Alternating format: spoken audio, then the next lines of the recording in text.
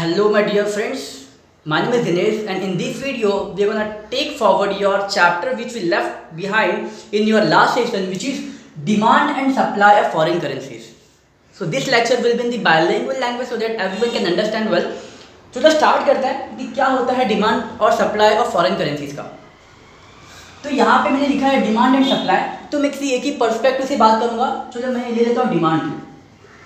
तो मैं जो भी बात करने जा रहा हूँ डिमांड की पर्सपेक्टिव से बात करने जा रहा हूँ। आप सप्लाई में इसको कन्वर्ट कर सकते हैं, खत्म होने के बाद सिंपल है, सिर्फ उल्टा करना होगा। तो पहला है import of goods and services. अगर मैं इंपोर्ट करता हूँ, अगर मान लीजिए कि मैंने पाकिस्तान से अनियन इंपोर्ट किया है, तो क्या मेरा वहाँ पे इंडियन रुपया चलेगा? नहीं, राइट। तो मुझे क्या करना पड़ेगा? पेमेंट करना पड़ेगा, बट वो पाकिस्तानी रुपया में करना पड़ेगा, राइट। तो इन द सेम वे अगर कोई मुझसे कोई कुछ खरीदता है, एग्जांपल अगर अमेरिका मुझसे अनियन खरीद रहा है, तो अमेरिका क्या मुझे डॉलर में पेमेंट करेगा? Absolutely no, right. वो मुझे क्या करेगा? इंडियन रुपीज में पेमेंट करेगा। तो जहाँ पे भी अगर इम्पोर्ट होता है गुड्स एंड सर्विसेज का, तो जो कंट्री से आपने गुड्स या सर्विस खरीदा है, तो आपको उसी कंट्री में क्या करना पड़ेगा? उसके करेंसीज में पेमेंट करना पड़ेगा, राइट। आई होप आपको ये पॉइंट क्लियर हो गया होगा। सेकंड है टूरिज्म। टूरिज्म क्या होता है? अगर मान लो चलो कि मैं जाता हूँ फ्लोरिडा, तो वहाँ पे जा रहा हूँ मैं, तो ये घूमने के लिए जा रहा हूँ मैं, तो वहाँ पे क्या होगा कि अगर मैं रुपया कैरी करके जाऊँगा चलेगा? नहीं। तो बहुत सारे तरीके हैं वहाँ पे स्पेंड करने का। इधर मैं वहाँ पे क्या कर सकता हूँ, एक ट्रेवल कार्ड खरीद सकता हूँ, या फिर मैं वहाँ का मुझे करेंसी मेरे पास होना चाहिए। तो क्या होगा, टूरिज्म से क्या होता है, कहीं ना कहीं इसके अंदर टूरिज्म से बहुत सारा पैसा कंट्री में आता है, तो इससे क्या होगा, अगर आप वो कंट्री में जा रहे हैं तो आप उस करेंसी का डिमांड करेंगे, उस कंट्री के करेंसी का डिमांड करेंगे। तो ये क्या होगा, टूरिज्म में भी कहीं ना कहीं हम डिमांड बहुत ज़्यादा करते हैं करेंसी का, ठीक है। तीसरा है यूनिलैटरल ट्रांसफर, ठीक है। अच्छा, what is unilateral, bilateral and multilateral. अच्छा, यूनिलैटरल का मतलब होता है सिंगल कंट्री, बायलैटरल मतलब बाई, जहाँ पे बाई वर्ड है यहाँ पे आएगा दो कंट्री। मल्टीलैटरल का मतलब क्या होता है?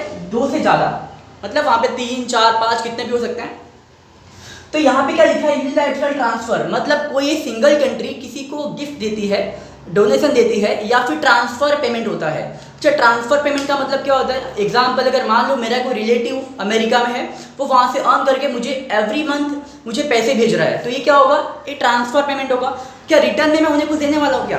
अरे मेरे चाचा, मैं क्यों रिटर्न में दूंगा? This is what unilateral transfer. अगर मान लो अमेरिका यहाँ पे कोई ग्रांट दे रहा है, एजुकेशन के लिए दे रहा है, पॉवर्टी को इराडिकेट करने के लिए दे रहा है, तो क्या होगा? ये क्या होगा? यूनिलैटरल ट्रांसफर हो रहा है। इन द सेम वे इंडिया मान लो बांग्लादेश को देता है, नेपाल को देता है, तो क्या होगा? Unilateral transfer. इसके अंदर रिटर्न में मैं कुछ एक्सपेक्ट नहीं करता हूँ कि कंट्री यार मुझे भी कुछ देगी, राइट। तीसरा क्या है, चौथा क्या है? Investment. What is investment? Investment हो सकता है एफडीआई में या एफआईआई में। What is FDI and what is FII? FDI जो होगा वो हमेशा क्या होगा? फिक्स असेट में होगा। ये please listen carefully. What is FDI? मैंने क्या बोला? जो एफडीआई में जो इन्वेस्टमेंट होगा वो फिक्स असेट में होगा, मतलब प्लांट, मशीनरी, लैंड, इसके अंदर होगा। बट जो एफआईआई होगा वो इन्वेस्टमेंट हमेशा पोर्टफोलियो में होगा, मतलब शेयर्स में होंगे, डिबेंचर्स हो सकते हैं वहाँ के, सो जो पेपर फॉर्म में जो इन्वेस्टमेंट किया जाए, जो शेयर मार्केट में जो इन्वेस्टमेंट किया जाए, वो क्या होगा? एफआईआई। इसमें एक और चीज आता है जिसको हम बोलते हैं, अगर आपने सुना होगा, अगर मुझे वहाँ के शेयर मार्केट में इन्वेस्टमेंट करना है तो अमेरिकन डिपॉजिटरी रिसिप्ट, बहुत सारे डिपॉजिटरी रिसिप्ट होते हैं जो मैं सब्सक्राइब कर सकता हूँ। तो आपको इतना याद रखना है कि इन्वेस्टमेंट क्या दो टाइप के होंगे, एफडीआई या फिर एफआईआई। चौथा है स्पेकुलेशन। स्पेकुलेशन, आई होप आपने ये पॉइंट्स पढ़ा होगा, बिकॉज मैंने पहले वीडियोस इस पे अपलोड किया है। तो चलो फिर से बता देता हूँ स्पेकुलेशन क्या होता है। देखो, दो पॉइंट है, एक होता है हेजर्स, एक होता है स्पेकुलेटर, ठीक है, एक होता है आर्बिट्रेजर। अभी आर्बिट्रेजर में यहाँ पे लिखूंगा। तो स्पेकुलेटर क्या होता है? स्पेकुलेटर का मतलब क्या होता है? जो इंसान प्रॉफिट कमाने के लिए सोचता है।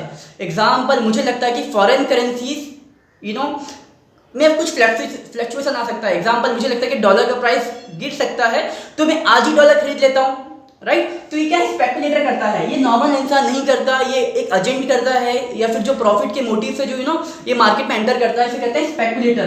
तो यहाँ पर जैसे कि ये क्या है? फॉरेन करेंसीज का मार्केट है। यहाँ पर क्या होगा? फॉरेन करेंसी डेप्रिसिएट हो सकती है, डीवैल्यूड हो सकती है, तो यहाँ पर कोई भी स्पेकुलेटर आएगा एक प्रॉफिट के मोटिव से, ठीक है। So these are the certain point which can be use for the purpose of demand. In the same way supply भी यूज कर सकते हैं हम लोग। सप्लाई कब करेंगे?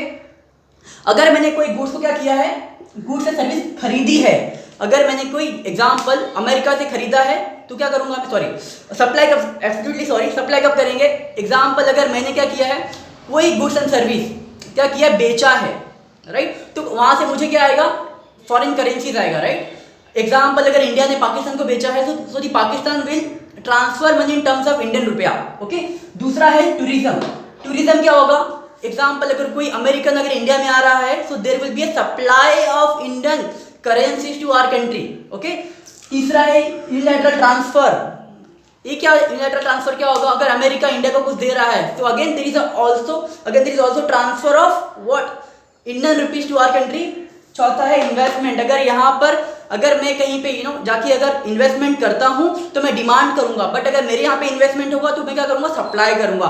So friends I made it clear this point very well, so I hope कि आपको क्लियर होना चाहिए। अभी मैं दूसरी पार्ट की बात करने जा रहा हूँ।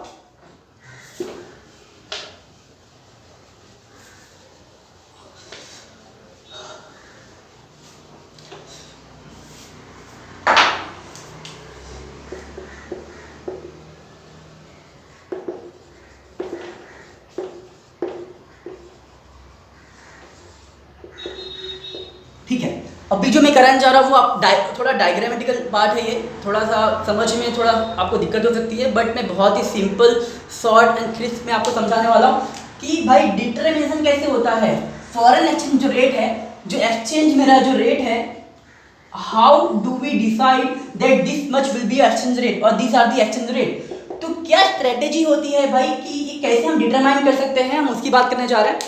तो बहुत ही सिंपल है, कुछ टफ नहीं है। आपके बुक में अगर आपने पढ़ा होगा बहुत थ्योरी पार्ट तो आपको शायद समझा ना हो, तो ये मैं आपको डायग्राम यहाँ पे ड्रॉ कर रहा हूँ।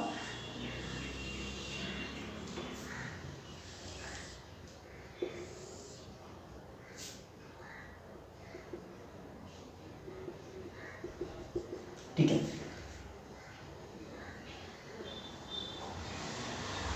चलो यहाँ पर ये मेरा ये क्या है, ये ऊपर जा रहा है मतलब सप्लाई होगा, ये नीचे आ रहा है मतलब डिमांड होगा। अभी तुम बोलोगे यार ये इसको डिमांड क्यों लिया, सप्लाई इसको क्यों लिया, आपको पता होना चाहिए डिमांड क्या होगा, डाउनवर्ड स्लोपिंग होता है, मतलब जैसे जैसे प्राइस बढ़ती है डिमांड कम होता है। सप्लाई क्या होता है, अपवर्ड स्लोपिंग होता है, मतलब जैसे जैसे प्राइस बढ़ती है सप्लाई क्या होता है, ऊपर जाता है। अभी यहाँ पर मैं ओ लिख देता हूँ या जीरो लिख देता हूँ, जो भी चाहो आप। ये क्या होता है, रेट है मेरा, ये मेरा डिमांड एंड सप्लाई है, डिमांड एंड सप्लाई है, ठीक है, ऑफ फॉरेन करेंसी, ठीक है, फॉरेक्स लिख दिया मैंने यहाँ पे। चलिए अभी यहाँ पर देखते हैं हम लोग, ये मेरी डिमांड है, ये मेरा सप्लाई पॉइंट है, ठीक है। ये आपका बेसिक सा डायग्राम जो आपको टेक्स्ट बुक में देखने के लिए मिलेगा। अभी अगर यहाँ पे आप देखोगे तो यहाँ पे क्या सप्लाई क्या है, कम है, डिमांड ज़्यादा है। समझ में आ रहा है, सप्लाई इतना ही है बट डिमांड इतने से, मतलब these are the, so demand is up to this mark और supply is up to this mark. तो यहाँ पर क्या होगा, एक्सेस डिमांड है, ये क्या है दोस्त, एक्सेस डिमांड है। सो इफ, अच्छा ये क्या है, इक्विलिब्रियम पॉइंट है, मतलब यहाँ पे डिमांड एंड सप्लाई एक दूसरे को कट कर रहे हैं, मतलब this is a point where we can say demand is equal to supply of foreign currencies, okay. तो ये मेरा क्या है, इक्विलिब्रियम पॉइंट है। अभी यहाँ पे अगर मैं बात करूँ तो डिमांड क्या है, up to this mark, supply is up to this mark. तो यहाँ पर क्या सप्लाई क्या है, एक्सेस है, यहाँ पे मैं लिख दूँ एक्सेस सप्लाई, ठीक है। चलिए तो यहाँ पर सप्लाई एक्सेस है, यहाँ पे डिमांड एक्सेस है। अगर सप्लाई ज्यादा हो, क्या हो, सप्लाई ज्यादा होगा तो क्या होगा, यहाँ पर अगर आप देखोगे सप्लाई ज्यादा है, अगर मुझे इक्विलिब्रियम तक जाना है तो मुझे सप्लाई क्या करना पड़ेगा, कम करना पड़ेगा। वैसे ही यहाँ पर क्या है, डिमांड ज्यादा है, अगर इक्विलिब्रियम तक जाना है तो क्या करना है, डिमांड कम करना पड़ेगा। ये आपको आई होप समझा ना हो, मैं सिंपल सा अगर इसको इंडिविजुअल डायग्राम समझाता हूँ आपको मैं, या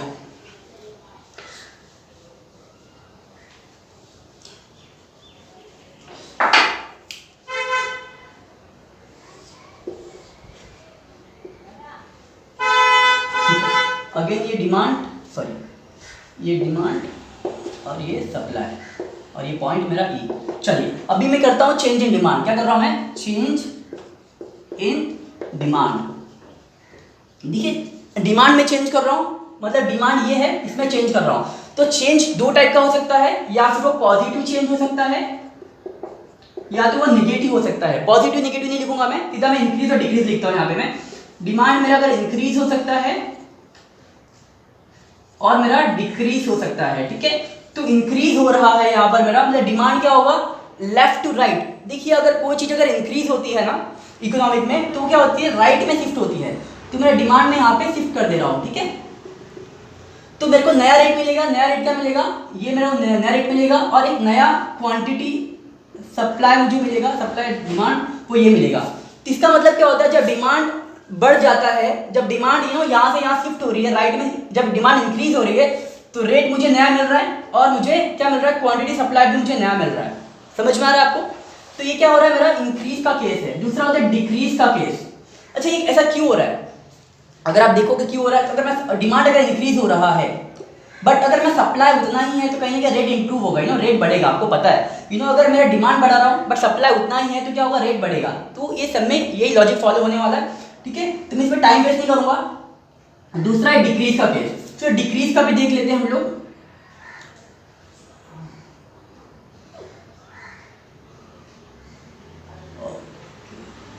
अच्छा डिक्रीज होगा मतलब क्या होगा, राइट टू लेफ्ट शिफ्ट होगा, ठीक है। तो इसमें क्या हो रहा है, मेरा रेट कम हो जा रहा है और क्वांटिटी सप्लाई भी कम हो जा रही है, ठीक है।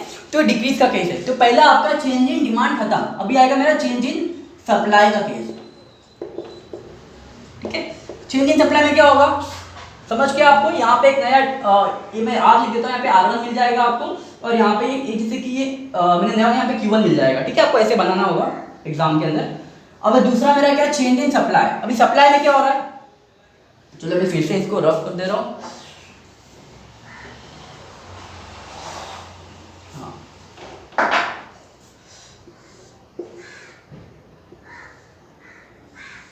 देखिए ये क्या था, मेरा सप्लाई था और ये मेरा डिमांड था।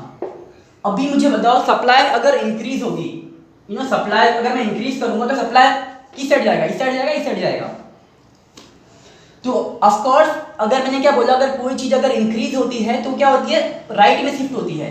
तो यहां से वो किस साइड आना चाहिए, इस साइड आना चाहिए, राइट। ये ऐसे मैं यहाँ पे S1 नाम दे देता हूँ आपके लिए, ठीक है। अगर सप्लाई इस साइड आएगा तो मेरे एक मुझे नया इक्विलिब्रियम पॉइंट मिल जाएगा, जिसको हम कहेंगे ये वाला पॉइंट, ठीक है। ये मेरा इंक्रीज का केस था। अगर डिक्रीज का केस हो तो क्या होगा,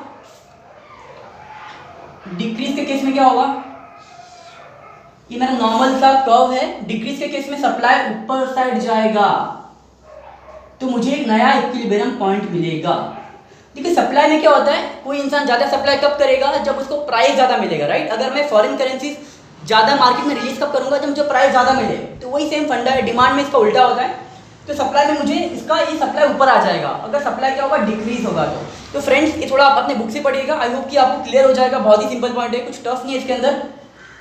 थोड़ा सा मैं आपको इसमें थ्योरी बता देता हूँ कि इक्विलिब्रियम होता क्या है इसके अंदर बेसिकली।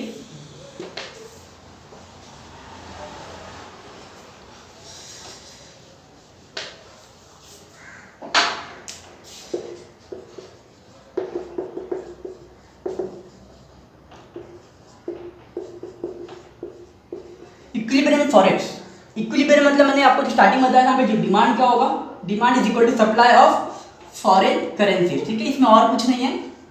अगर आप थोड़ा थ्योरी पार्ट पढ़ोगे आपको क्लियर हो जाएगा, ठीक है। तो इसमें जो मोस्ट ऑफ जो इंपॉर्टेंट क्वेश्चन है वो मैंने कवर कर दिए हैं, बट अभी भी ये क्वेश्चन बचा हुआ है जिसको हम बोलते हैं एडवांटेजेस, जिसको हम बोल सकते हैं मेरिट या डिमेरिट ऑफ एक्सचेंज रेट।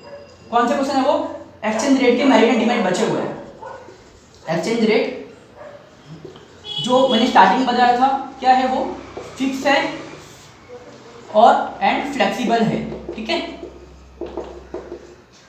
अभी ये जो है थोड़ा सा डिटेल में समझाना है, इसलिए मैं आपको ये जो वीडियो है, ये जो चैप्टर है पर्टिकुलर, ये जो क्वेश्चन है मैं आपको नेक्स्ट वीडियो में कवर करूंगा। तब तक के लिए ख्याल रखिएगा अपना, और अगर आपको ये वीडियो अच्छा लगा होगा तो प्लीज़ इसे लाइक करिए, शेयर करिए और सब्सक्राइब जरूर कर लीजिएगा। अगर कोई डाउट हो तो आप इसमें कमेंट सेक्शन में अपनी क्वेरीज पूछ सकते हैं। Thank you.